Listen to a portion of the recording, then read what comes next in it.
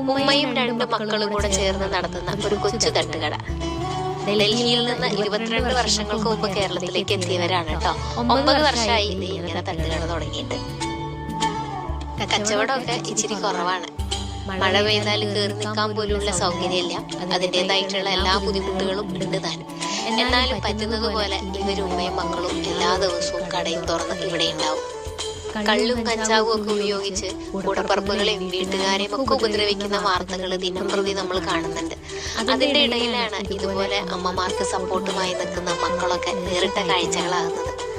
ആ മോനെ വീഡിയോയിൽ കാണിക്കണ്ടെന്നുള്ള അവന്റെ നിർദ്ദേശപ്രകാരമാണ് കേട്ടോ നമ്മൾ ഉൾപ്പെടുത്താത്തത്. നമ്മളെ പോലെ തന്നെ നന്നായി മലയാളമൊക്കെ സംസാരിക്കാൻ പഠിച്ചു. അതുപോലെ തന്നെ നമ്മുടെ രുചികളും ദോശയും ചമ്മന്തിയും രസവടയും ഓംലേറ്റും പപ്പടവും ഒക്കെ നമ്മുടെ ഏത് സാധാരണ തട്ടുകടയിലും കിട്ടുന്ന രുചിയിലാണ് ഇവിടെയും കിട്ടുക. ഇപ്പൊ കുറച്ച് ദിവസമായിട്ട് ദോശയുടെ കൂടെ കഴിക്കാൻ